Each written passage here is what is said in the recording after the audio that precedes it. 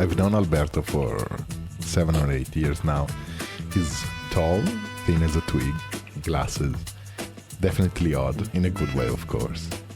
He carries himself with a effortless elegance that brings you back to the past.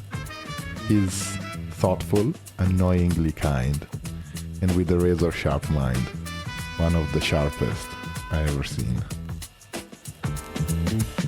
My name is Gianluca Cinquepalmi. You're listening to GLC Live, my podcast dedicated to business design. I'm an educator, design entrepreneur, and best-selling author. In this show, I challenge designers, creatives, and entrepreneurs to unravel the complexities between business and design. In this episode, strategy and the very troubled relationship between business and design. Ciao Alberto. Ciao Gianluca. So, Alberto, welcome, and I have to say we have been good friends now for a while.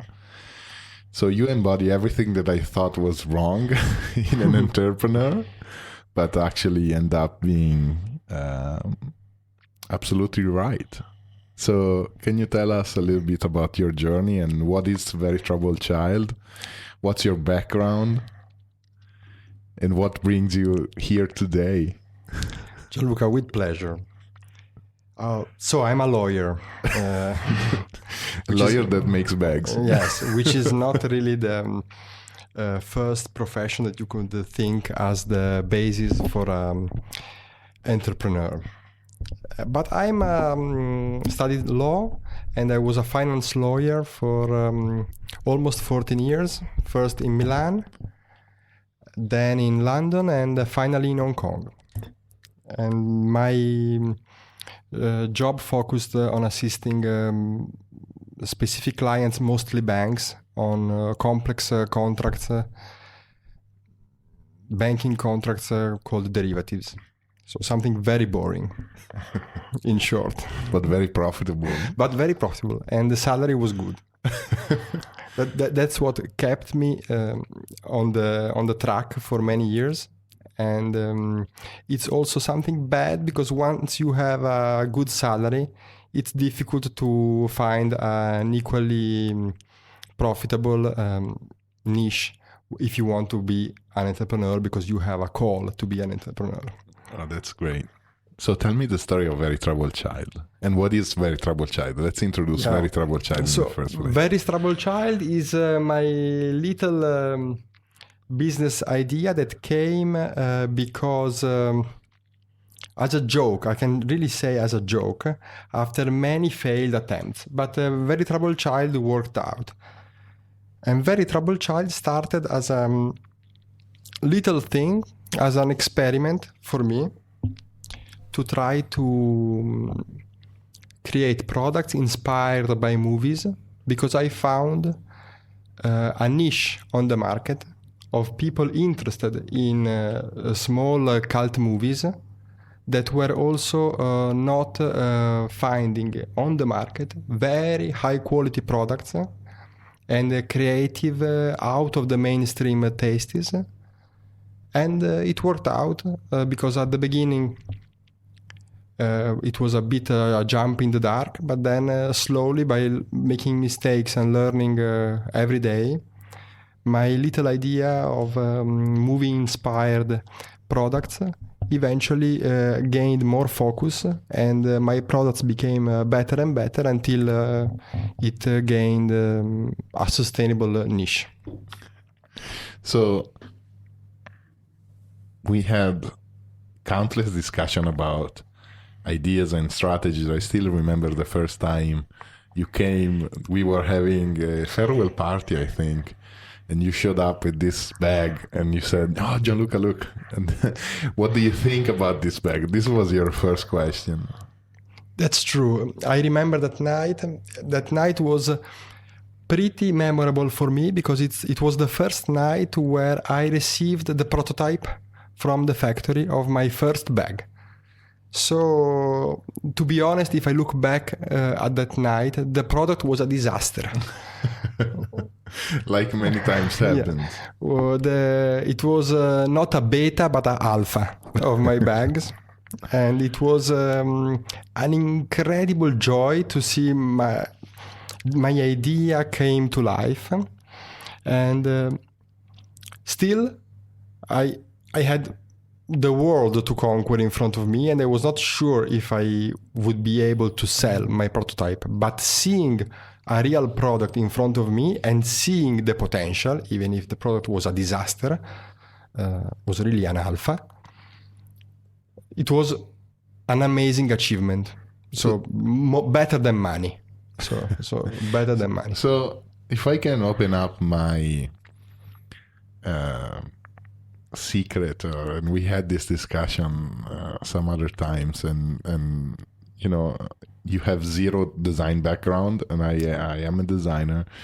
You have no artistic, or better, on paper you didn't have any inclination for art or design or activities, and yet you decided that you wanted to launch a product, and especially a complicated product like leather accessories.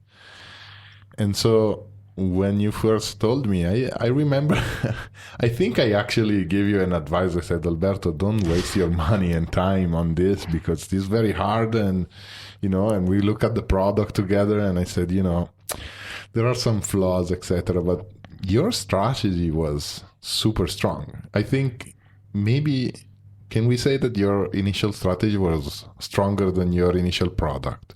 Yes.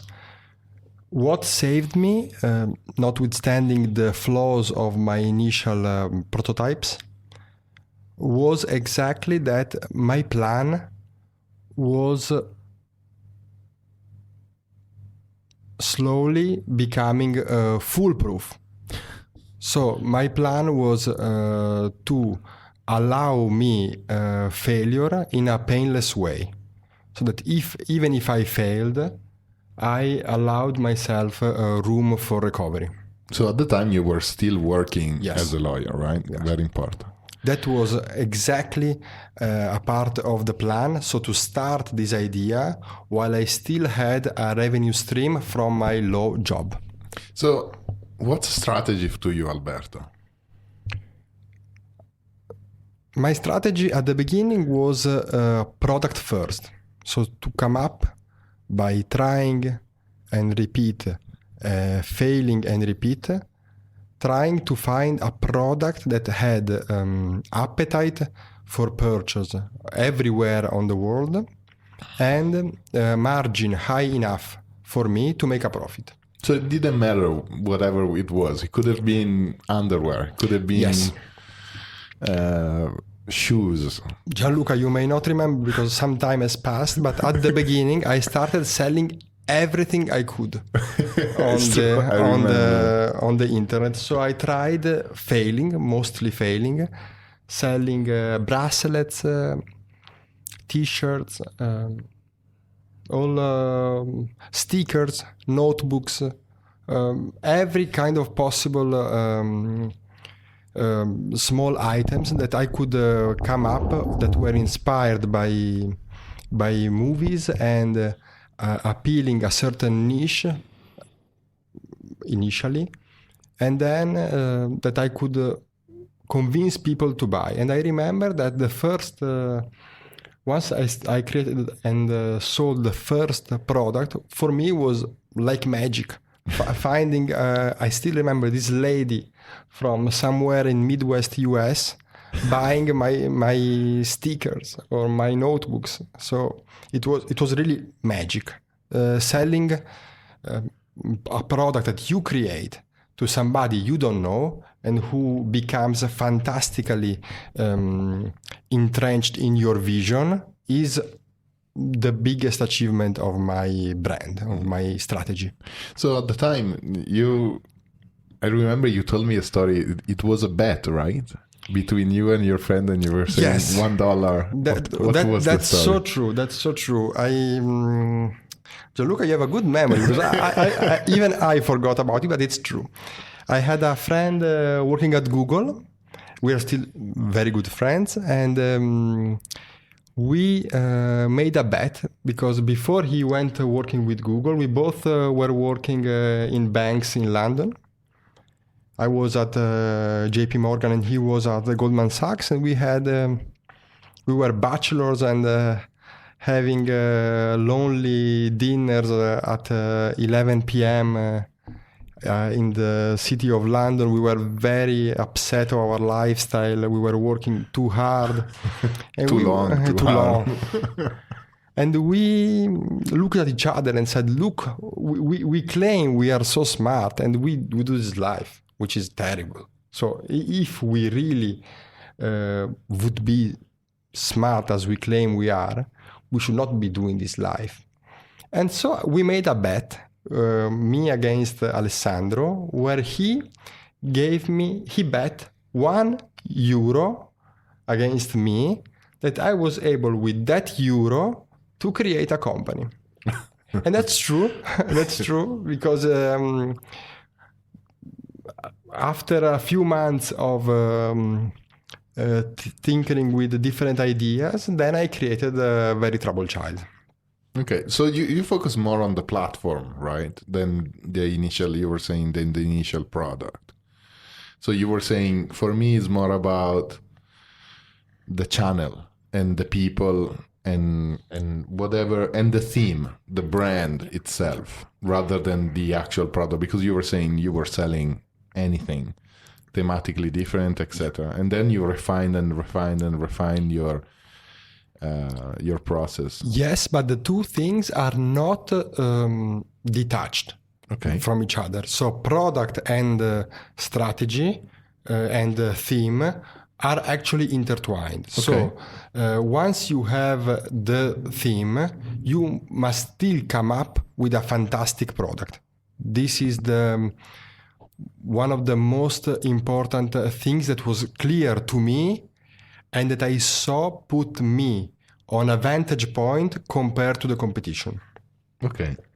So we still need to unravel strategy as a theme. And you wrote a very popular article on Quora. Yes. And you talk, so you were basically answering a question. Yes, Quora.com is a social network with a Q&A, questions and answers. Okay. With I don't know if it is popular in Hong Kong, but I think it's worldwide now. Yeah. It's quite popular as a platform. It's not a platform to share the photos of your dogs, but it's a platform to share knowledge and to extract knowledge from the brains of users that is not normally available in books, courses, and normal websites, blogs. So it's more experiences, events, recollection, anecdotes, these kind of Q&As. Okay, so what was the question? So this is one of my most popular answers, and so far it gathered almost 500,000 readers, this question alone, this answer alone.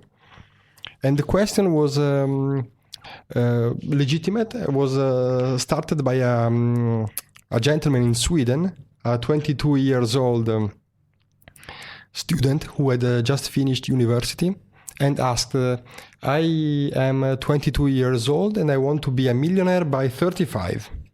Can you tell me why? How I can do it?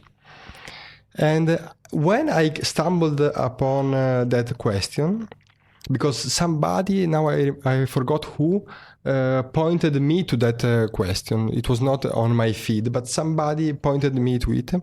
And there were already, let's say, 50 or 60 answers or different users from around the world. And so I started reading them one by one, these answers from people from all different backgrounds with all different recommendations. And there was a common theme that they were very generic and made by people that, in my opinion, didn't have a clue on how to do it. So they knew the theory, but they didn't know the practice. And so I said, you know what? I had a light bulb moment, and I said, somebody's wrong on the internet, so I must fix it.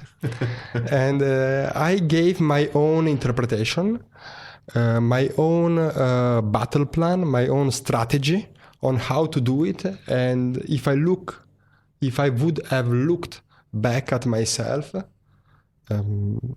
when I was 22 years old, and what did I do when I started and I didn't have more than $500 in my bank account? How did I do it? And then I literally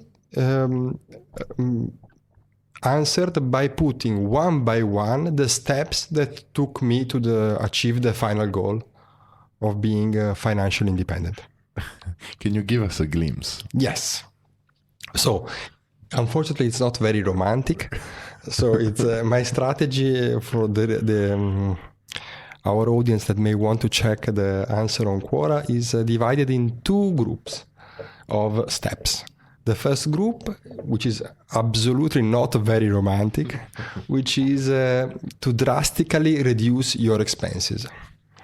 And this, I found out that while it was absolutely common sense for me and necessary step, albeit not not always pleasurable, it was essential, but very controversial for my readers. Because my readers, when they read the first part, they are basically shocked that frugality is so essential to achieve the final goal of financial independence. But frugality, unfortunately, it's very important, and it's actually not just living like a barbarian, but properly assessing your own priorities in life, where you want to spend money. You can splurge on the things that are really important for you, but do not splurge money on things that are not important. So you were saying, get rid of your TV, get rid of your Xbox. This is what I did. I was, Gianluca, I was in Milan, living in a small flat. And once I realized that I was having a good salary, and starting a career, I was very young, but I decided that I had to achieve something more than a simple career, and I needed to be focused on my things that were important for me. If I would keep spending time and money on things that were not important, I would never have achieved the focus, and I would have lost my vantage point. What was your goal at the time? So at the time, when I went to Milan from Venice, I'm originally from Venice, but I moved to Milan at 23 years old. I had slightly more than $500 in my bank account. And my goal was to make it. And I had this constant constant feeling into my brain that what I was doing as a lawyer, even if it paid me very well, was not my path. Okay. So it was a step, it was a stepping stone, but not my path. So I was very lucky that I was efficient, I was very good in what I was doing, and I was paid very well and appreciated by clients, but I realized that it was not what I wanted to do in my life. Alberto, I want to diverge in something that we didn't discuss, which is you talked about financial freedom. What's financial freedom? So financial freedom, well, I can tell you, because the biggest achievement that I have with my company, with Very Troubled Child, is not that I have 3 Ferraris or one Maserati, or I go, I don't know, I have a lion in my garden, but I have achieved this financial freedom. So my business allows me no need to go to an office, no need to answer to a boss asking me to do things. I have my own revenue stream. I have my own business generating the revenues that allow my family to live wherever I want on the planet. And most importantly, the revenue stream is detached from my work. So once I create a product and I'm able to sell it, the revenues come by themselves without me actually being in an office in front of a computer answering emails and so on. So you were in Quora, you were also talking about the second step. So we are jumping. Yeah. So the first step was frugality. So reduce your, well, we are missing one part. I read thoroughly your article, so I jump in. So yes, reduce your expenditure to do what? To save. Yes. Right? And to put this money where? So the thing is, you must save money, which is, as I said before, nothing romantic, unfortunately, because it's nothing new, most importantly, but it's necessary, because once you have buffer of money in the bank, it changes your attitude towards risk and towards the chances that you will be able to grasp in the future.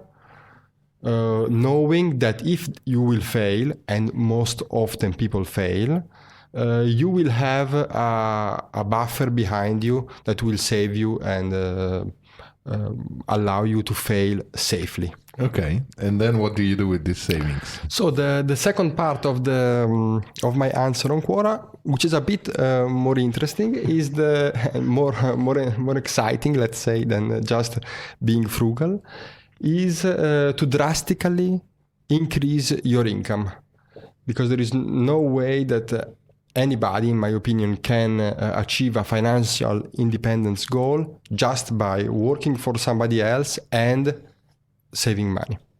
Okay. So my second part of the answer focuses on how I did it, which is admittedly a specific example that worked for me. Maybe it doesn't work for everybody, but at least it's a practical recollection of my strategy once I realized that I was able to save some money and I did not have, let's say, only $500 in my bank, but I had, let's say, $20,000 in my bank. So I realized, Alberto, you're doing something right. You are still young and you are able to save $20,000. Instead of buying myself a BMW, I realized that I could do something with this money. And so I started developing a strategy to maximize the effect of my saving and so to increase my revenues. How? So, good question. So the first thing that I recommend, which is a bit not common in this kind of strategies, is to study game theory. So which for me is essential, because especially if you are a student out of university, so you are now facing the market, trying to look for a job, you will eventually find a job in a competitive environment, you will have a boss, you will have colleagues. This is what everybody is doing these days. In this environment, if you don't understand that it's a game of contrasting interest and contrasting needs between you, your boss, your colleagues, and you are not able to play the game by forcing the people to also give recognition to your assets, you will never get what you deserve. Okay. And one of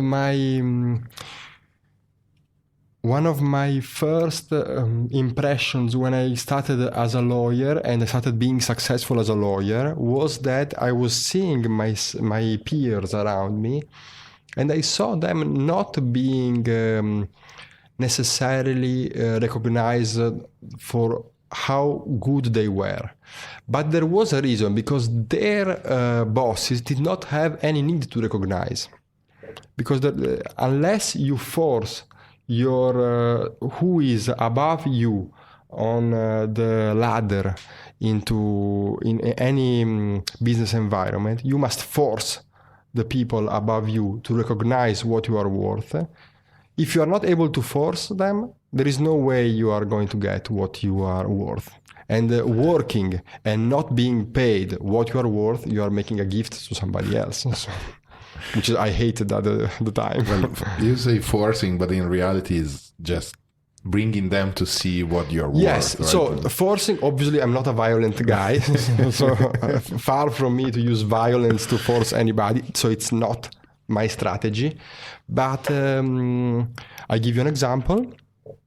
When I was a lawyer in Milan, I was doing a very complex, I was working on a very complex matter, and which involved the work of a team divided between Milan and London. So something which was pretty complex and for me very interesting. And after a few months, this matter was becoming very big and very profitable for my firm. And I realized it because I saw the invoices to the clients. So I realized that I started being vital revenue stream for my boss. So I had attached to my job not just the output of my job, but also the revenues that from my job were coming. So this is very important in any business environment. So whoever is able to generate money for a business is doing something right. You may not like him or her, he may not be nice, he may be whatever, but if he or she is making for the business a huge income, he's doing or she is doing something right. So I was doing something right, but I was not really making progress. And I realized by checking the assets of how the law firm, the big law firm where I was working at the time, how they manage the resources and so on, I realized that I could not make a real jump in my salary if I did not go to London to work in London. And of course, at the first yearly appraisal I had at the time, I spoke with my boss and I naively asked him, why don't you send me to London? Because I'm working with a team half in Milan and half in London. So I would like to go to London, and we are this international law firm, so you should allow me to go to London. And of course my boss said, no, there is no need for you to go to London, and it's completely useless. I don't see a reason for you to go to London. And this was, of course, a mistake from me, but I was lucky to realize quickly where I was wrong. And where I was wrong was I was wrong because I asked to play a game from a position which is in game theory called dominated. So I was not in a position to dominate my boss, but my boss was dominating me. So my boss was deciding without any option, any viable option to do it else way, decided of my career. So for his revenue streams, there was no interest in sending me to London. So there was no way that he could play the Good Samaritan and send me to London. So and in reality, his position was absolutely rational.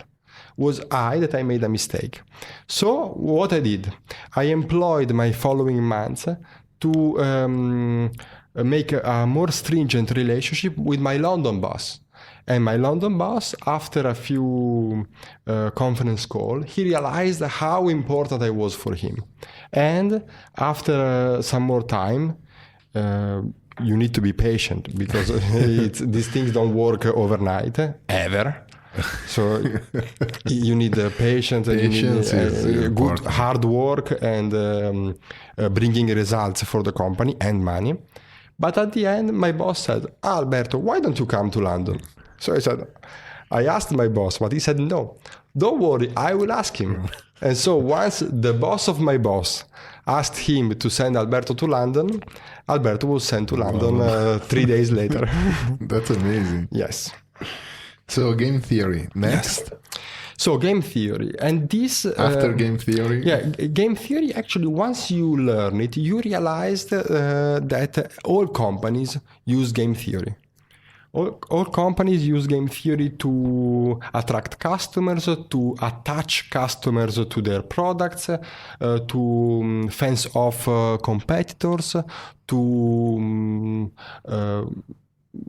game theory is used every day by companies. And this is basically what allowed me to increase my revenues, the use of game theory. But then once I have the revenues and I already had the mindset of frugality from the part one of my answer, what did I do? So I started saving money and not just keeping them in my bank account, but investing. So I used the two strategies of DCA, which is dollar cost average, which is very important. If you want, I can go on it a bit more in detail. And the usage of compound interest. So this double-pronged strategy, DCA, dollar cost average, and compound interest, if you start early enough in your life, are basically foolproof to grant you financial independence down the road. Okay.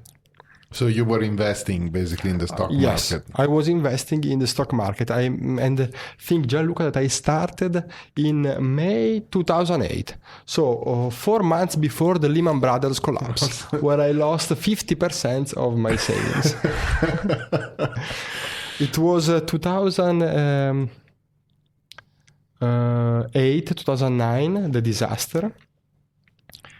And I remember that at the time, the stock markets went back to the prices of a decade earlier. So because of the Lehman Brothers collapse, the prices where I started investing were really almost 50% lower. So I had lost 50% of my savings. Did you make it back? And I insisted stubbornly. And actually, the money that I invested in the window of the worst time of the Lehman Brothers collapse are now, obviously, the one yielding the highest amount, obviously. You still invest today? Yeah, today. It's a mindset. So it's there is no month where I don't do DCA and compound interest. So okay. Maybe we need another podcast. Yes. To do that's essential. To go in depth in the totally in this. So save money, maximize your revenue stream, study game theory, started investing. You seem to be a very strategic man, right? Yes. I can say that without knowing, I always thought that strategy was my best friend if I wanted to achieve something against all odds. Okay, that's a good mindset, achieving something against all odds. So what's your definition of strategy, if you could give one without having any input? So my strategy is to first, to come out alive. So the strategy is to make it and make it alive. Because I saw from my life as a lawyer how easy it is to lose almost everything once a certain vital decision on your life do not depend on you but on somebody else.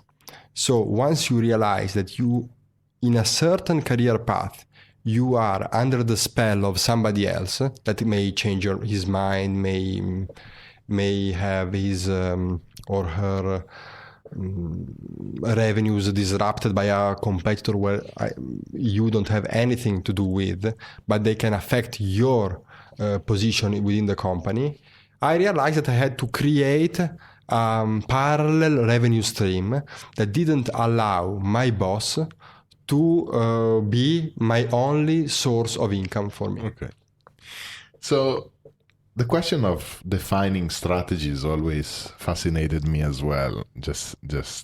I think, has it fascinated you? Game theory, chess, and surprisingly, in my work previously, when I was consulting and doing branding and design, I was always surprised how many people confused the concept of strategy and the concept of tactics. So tactics is something that you basically act upon. So you can say, I'm going to externalize, or I'm going to expand internationally, or I'm going to reduce the prices. These are all tactics. They are not the strategy. Yeah. So in Business Beyond Design, I try to explain the concept of strategy, which is very complex, but I like to, I feel my job is also to make things digestible, especially for my students or my audience or the people that I work with. So I try to define it in 5 key points. So crafting a successful strategy requires a clear defined goal. So we need to know what we want to achieve. For you was financial freedom, or selling 10 products or 100, or becoming the best of, or on top of, or just generating some very specific attainable goal. A profound understanding of the overall competitive environment, because, for example, and this is something that I see in many companies when they say, I want to be the best bank in the world. Yes, but if you are a bank in Botswana and it doesn't have the Lehman Brothers capital, or the HSBC because we are in Hong Kong, or the great banks, the Goldman Sachs, it's going to be really hard for you, right? So maybe you can be one of the best services, but maybe you need to also define what is best, or what is the number one. Yes. A clear and objective appraisal of your available or attainable resources. This goes back to your frugality, right? So what do I really need, and what is it that I don't need? And then an effective plan of action. So what are the 5 steps that will bring me closer to the goal? Or even more interestingly, I think I would like to do another episode on time management and strategy, where we talk about process-oriented goals, or totally. Or maybe which is different than outcome-oriented goals. Maybe we can put this on, pencil it down. Yeah. And then the last part, which is unique to strategy, I think, it's exactly what you were talking about, which is your unique creative vision, right? So for you at the time, your unique creative vision was the study of game theory. So I would like our listeners to take a break, put pause, go on GLC Live and download the worksheets. And then we will come back with Alberto to try to make a small exercise on defining a strategy. Great.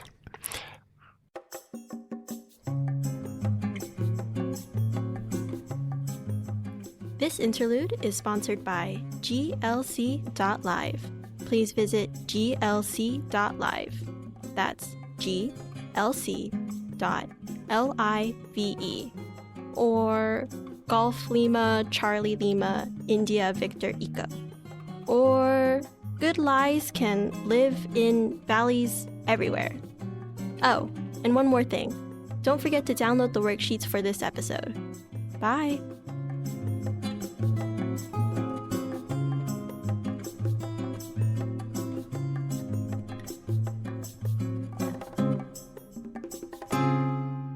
Very interesting. So, what should we do now? Alberto, so let's say that we wanted to discuss about somebody that wants to create a business and wants to craft a strategy. How do we go about it? So it's very interesting what you did here with these clearly listed points, because it's exactly my mindset, which I didn't know, but I had at the time without pencil them down. But I had exactly this approach. Oh, fantastic. And my approach, so let's start with the point number one, right? The clearly defined goal. Yeah. And I will be brutal. And my clearly defined goal, the first, at the very beginning of developing my business idea, was to make approximately $50,000 a year of revenues. Okay. So I set for myself a goal that I thought could be achievable by me, given my experience, 0, and my expertise on the market, almost 0. So I said, okay, I need to find somehow a way to make $50,000 a year. And why I chose this? Because even if $50,000 was much less than my salary, my yearly salary at the time, I thought that given taking into account my savings I had so far at the time, and these potential revenues of $50,000, I could live in Hong Kong, which is a very expensive city, has impossible rents to pay. But if I had these $50,000 revenues, I would have considered after 1 year of business my goal achieved. Okay. So And this Gianluca is different from all of us, because all of us come from a different path. So some of us may want, for example, to buy a house. Some others want to have a goal which is independent from certain revenues. But for example, they say, I want to move to Scotland. Okay, so you want to find a business that allows you to move to Scotland. So, or I want to find a business that intertwines my passion for sailing and the need of having a revenue. So I need to find a business in sailing.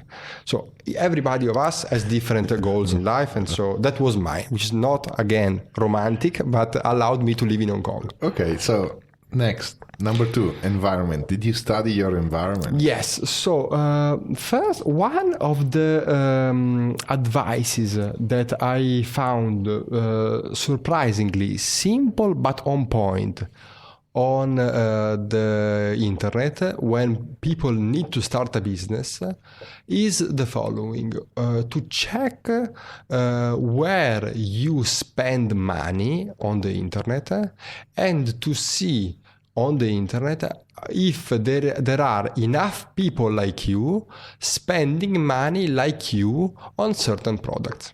That's amazing. So if you find, for example, you like to run marathons, and you realize that the more you train to do a marathon, the more you need, I'm completely coming up with a non-realistic example, but it's just to show the audience how is my line of thinking. Once you learn how to do a marathon, you learn that you need some special shoes, or you need some special socks, because you want to avoid having blisters. Okay, so you will learn, and you see that the more you do marathons, you buy these socks, to prevent to have blisters. But once you use these socks, you realize that what is available on the market, it's not really that good. So you come up with an idea to make them more comfortable or cheaper or better in general. And in this way, you must come up with a clear idea of what is available on the market, how the current products are sold on the market, and how you can do it better. Okay. So what about resources? Resources is essential. Essential from two point of views. First point of view is you need pasta, to eat pasta at lunch and dinner. So you need a meal to eat and a roof over your head. So you need to have money that allow you to pay the bills and live while you put your business idea to work. So first thing, and that's why it's essential to have a frugal life in your first part of the plan, because the savings allow you time to achieve your goal. And unfortunately, at the beginning, you don't know how much time you will need to actually achieve your goal. So having money in the bank allows you to sleep at night, knowing that there are already money at home to pay the bills. Second is that it's useless to come up with ideas that require so much investment that you will never arrive at obtaining a product or with the marketing power to sell it. So if I, let's say, if I buy a Ferrari and I say, oh, the Ferrari could be done better, and I want tomorrow to start another company like Ferrari, I would need probably $1 billion to start a company like Ferrari. And so since I don't have this 1 billion US, the resources are essential for me to measure if my idea is compatible to achieve the final goal. Okay. So what else? What other resources? Because money is one, but for you, when you started your business, like other resources are very important, like suppliers, for example. You were lucky in a way because we are, in a place where has a lot of access to manufacturers. Yes. So that's also a very important part of an analysis of your resource. It's essential because at that in point 4, the plan, you are getting things done. So in that point, you must develop a plan you must crunch the numbers so that your plan at the end works. If you just go with the flow, normally it doesn't. So you must, from the outset, think how much it costs. I'm thinking of, for example, a real product. So let's go back to the idea of the bags. So you must come up with the idea of the bag. You must create a prototype, which is a cost. Once you have a prototype, you must check with the supplier how many bags they need to produce. How did you find your first supplier, for example? So you decided, sorry, let me go back. So I need to sell products. That's the way that I want to do it. Yeah. And I will need to sell $50,000 worth of merchandise. Yeah.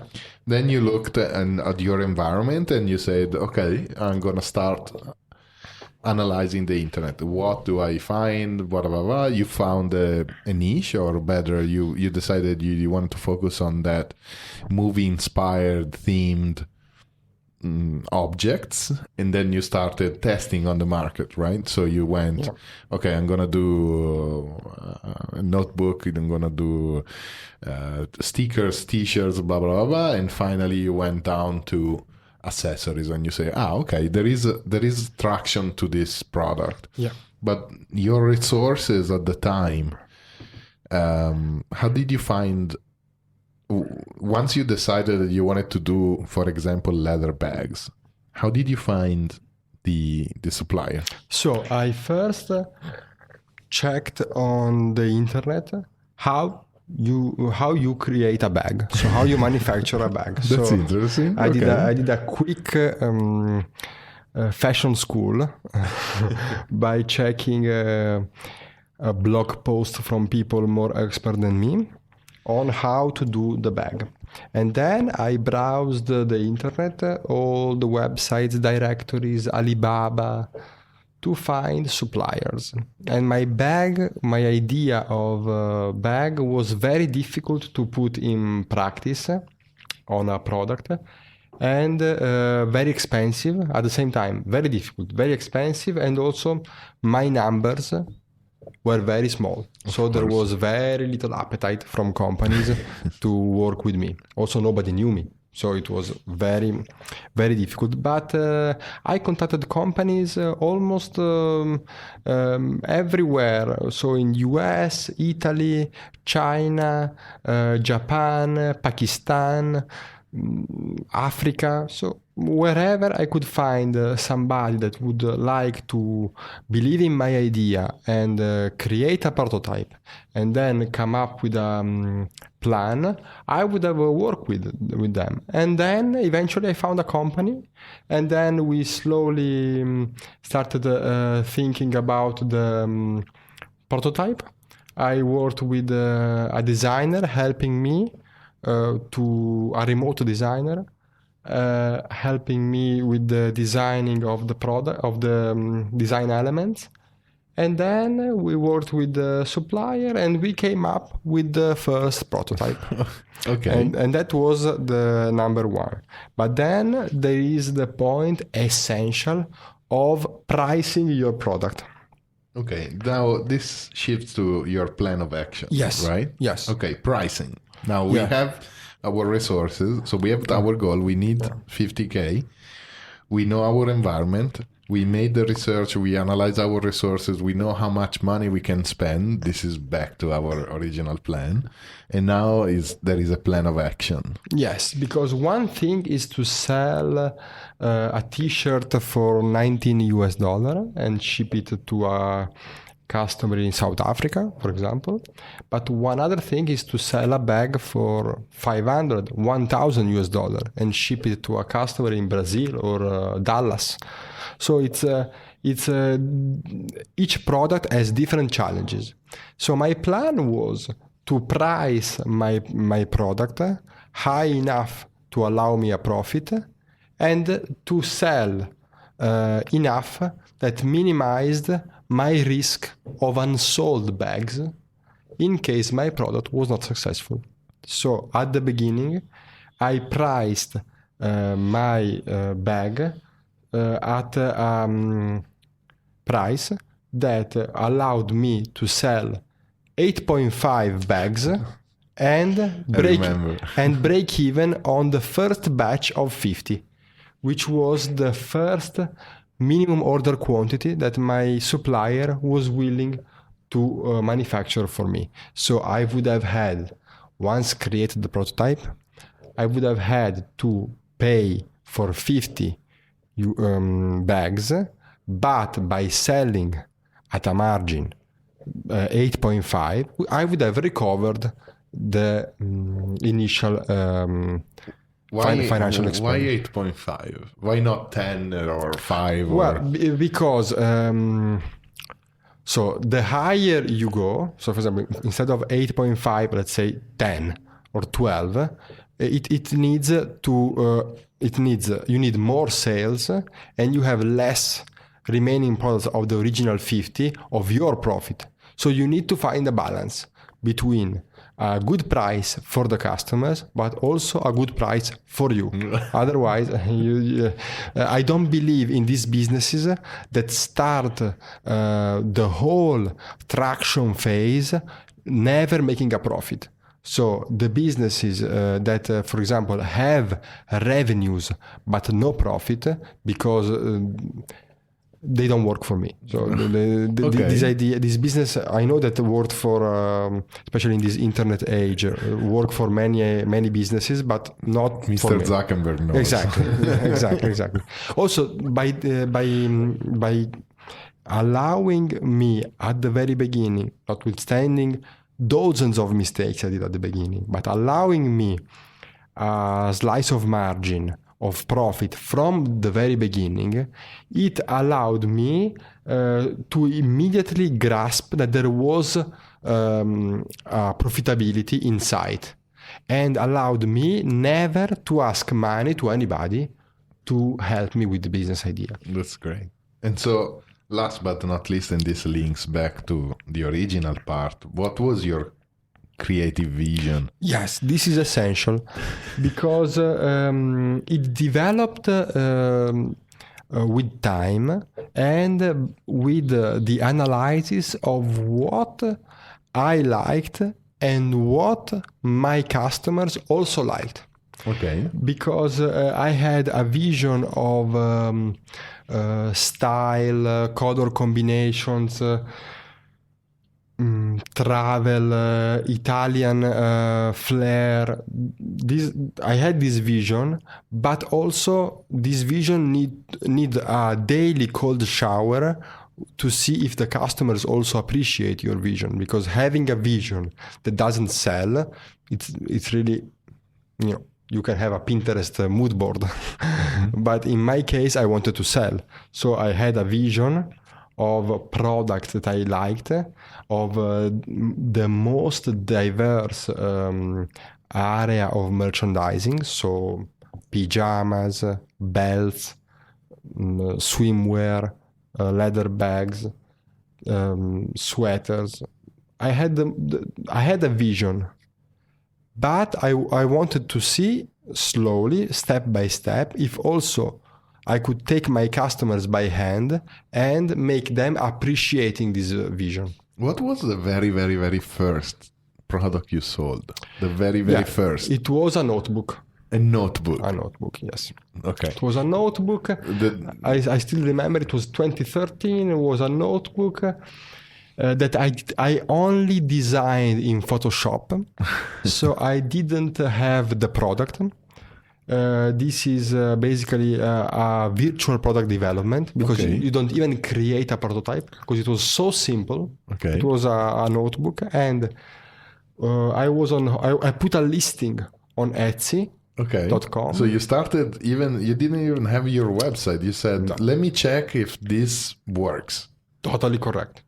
At the beginning, capitalizing on this €1 given to me by this friend who bet with me, I made a listing on Etsy.com about this notebook that I designed in an afternoon on Photoshop.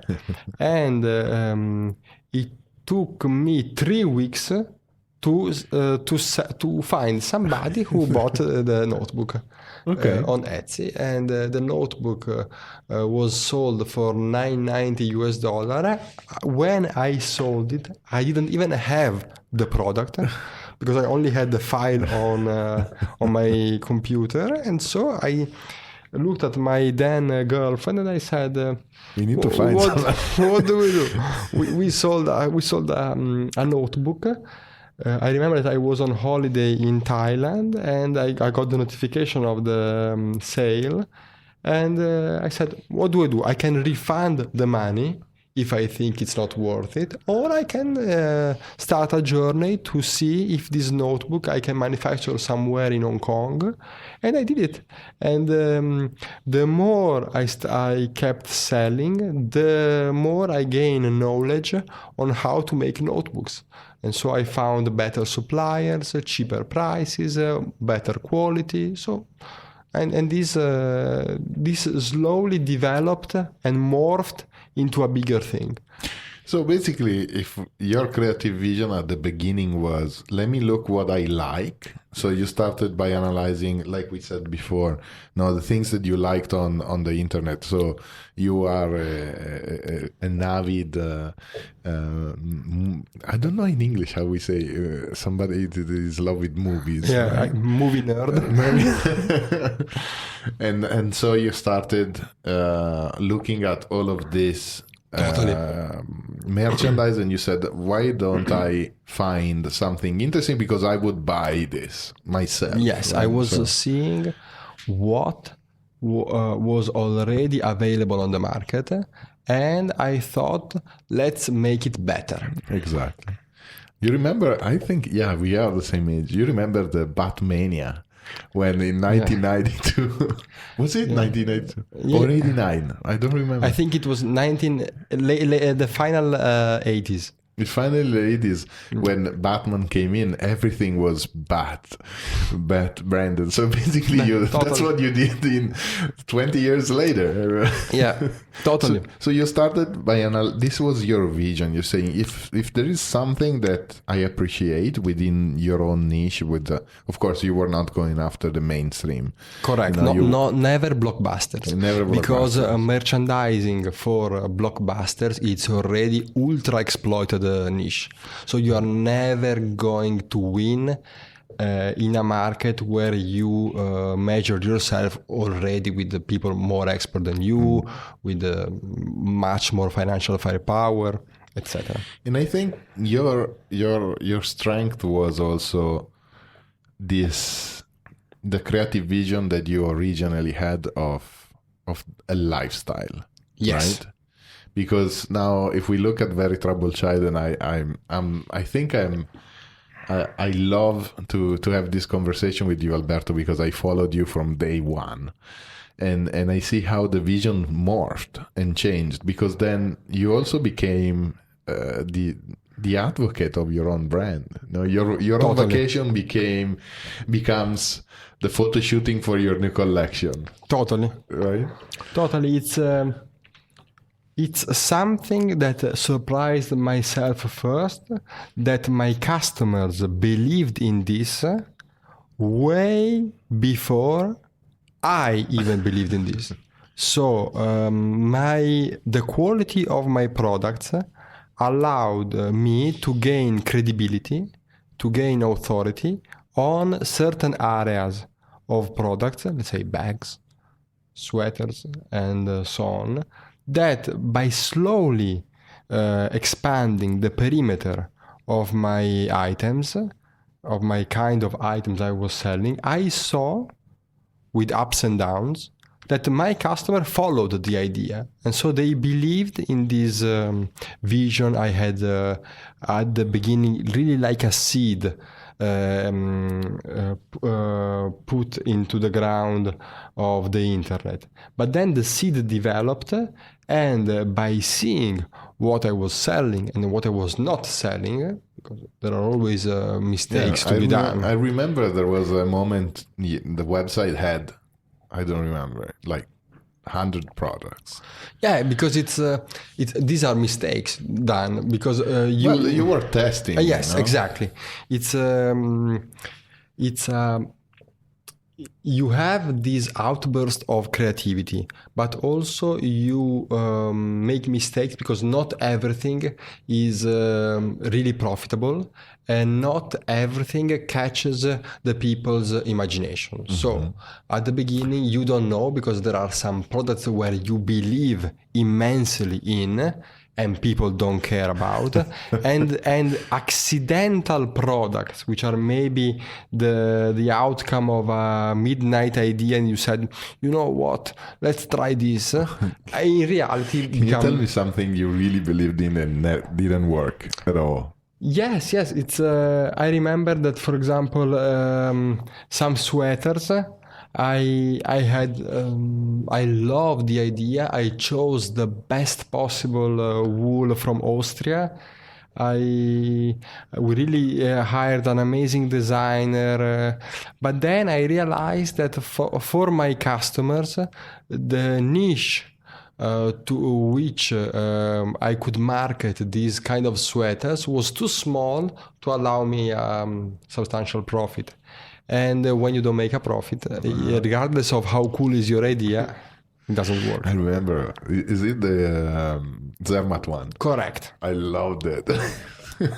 I love them too. Okay. But that's life. And something else that you were saying that you thought, okay, this is never going to work. Yes, the iPhone cases. The iPhone cases came up as an idea, as really a surprise, because I saw on the market how expensive were the personalized iPhone cases sold on the internet by potential competitors. And so I said, if I put myself and I can convey the flair of my vision with a product so simple like my iPhone cases at a slightly cheaper price, maybe they like it. And after 1 year, we were with my team mind blown by how many iPhone cases we sold. Oh, that's amazing. So that's how we crafted the strategy. So we went with the goal, the environment. We analyzed our resources. You had a plan, very specific, right? And then everything was tied up together with this unique creative vision, right? So this is how we craft pretty much every strategy. And I believe you do the same every day. I mean, when you need to do something else, you just walk through the same process, right? Totally.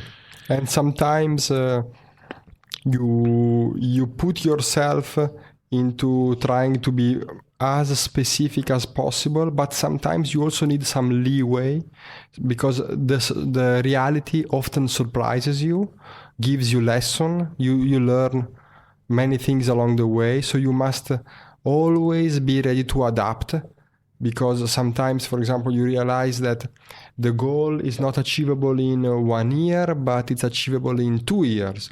Is it still doable for you? Maybe yes, maybe not. You must be ready to adapt. Or, for example, competitors come up, or fraudster come up. So you have clients that are able to scam you. So these accidents happen in business life. So you must be... I remember there was a wonderful story you told me about. Disasters. So these problems happen, and you must be ready to have a plan, but also be ready to change it and to adapt along the way based on what you are learning. So, for example, there is probably not a worse enemy than an amazing idea that you realized is you are not able to put it in practice, because people love to put themselves, their resources, their time into something that they like, but then the market doesn't. So in this case, it's better to realize quickly that there is no room for that idea to spend more of your resources. So as you said, in a way you didn't have, and this was, I have to say, in a way I was jealous, on one side, and on the other side I was, I was surprised because, I spent, and this is, I think, is the arrogance of somebody that works in design.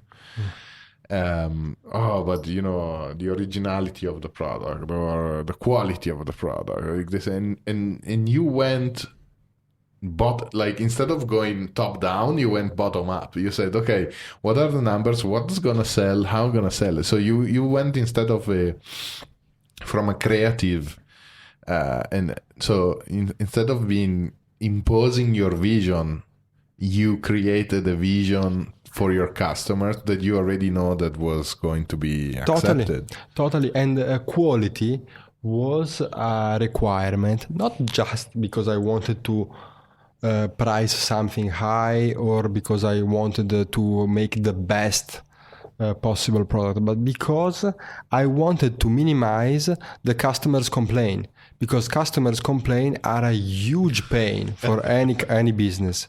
So if a business is trying to cut some expenses by making a subpar product, then they're going to pay it in multiples down the road after the sales. And I could not afford it. So I focused my and my team efforts to try to reduce to the minimum possible complaints on quality of the product. So if we have to conclude, so I'm happy I gave you a framework that now you can post on Quora. Yeah. So do you find this framework interesting?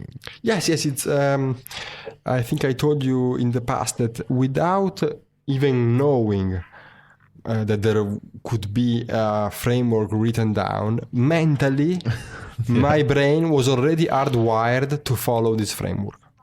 So if we want to recap in 3 key points, what should we take away about this long conversation, in your opinion, Alberto? So it's Number one. It's funny. Number one is Frugality. No. Number one. First thing is that if you realize that you have a call to start a business, don't be afraid to hear that call. Second, believe in yourself, but also be skeptical and believe in the revenues you're going to make. So believe in yourself and your own resources, your capacity, your taste, the ability to beat the market with a better product, but also believe the numbers of the revenues that you are able to generate. So regardless of how strong you feel of yourself, which is a trap where many entrepreneurs fall, also look at the numbers, and if the numbers are not there, you are probably not very good in that niche. So you must find something else. So number 3? And number 3 is that enjoy the journey, because even the terrible mistakes you're going to do, the horrible adventures you will enter by going to Italy, China, to find suppliers, to trying to fix products, to make customers happy. You will have horror stories about scammers trying to scam you, problems with deliveries of products, whatever. The journey is amazing. And patience. Patience is essential, because you must not only be patient with the people around you, but mostly with yourself, because you are learning. You're learning along the way. And one of my mistakes at the beginning was not believing in myself high enough at the beginning and not being patient enough with the mistake that I was doing, because I was not following pre-recorded path. I was finding the path along the way, so I was bound to make mistakes, and everybody more or less is bound to make mistakes, so you must be easy on yourself. So thank you so much, Alberto, for sharing so many insights. So if we want to find you, where should we find you? How do we find you? How do we get our hands on these beautiful products? Yes, Gianluca. So the easiest way to find me is on Instagram with username Very Troubled Child. And also you can look for my website on Google. You can look for verytroubledchild.com, which is the website where I sell all my merchandise. And almost 100% of my products are sold from that website. All my available products, the vision is there. It's amazing. We will have links and hyperlinks in glc.live in the transcript of this fantastic podcast. And I want to leave our audience with this little note from Business Beyond Design, which is we should never forget that strategy is an art, and it is an expertise that is acquired through study, experience, and practice. It's not something like math. We have to, like you said before, we have to approach strategy with a flexible mindset and be ready to react to external conditions. And strategy is the why we do what we want to do, and how we do it, and for how long we do that. So we only have a strategy if we can maintain this distinctive position over time, and we can only implement one strategy at a time. So it needs to be the one that maximizes the use of available or attainable resources without losing focus of our distinctive point. The best strategy of all is one that changes the game, not the one that tries to bend the rules in our favor. And being the best is not the point, but advancing ourselves, being better than our former self, and being unique is. And Very Troubled Child is unique. Thank you, Gianluca. Thank you so much, Alberto. GLC Live is produced by Gary Moran. Special thanks to Alberto Favaretto from Very Troubled Child. I'm Gianluca Cinquepalmi. If you enjoyed this podcast, please subscribe on Apple Podcast or wherever you listen to podcasts. For references and links, please visit glc.live.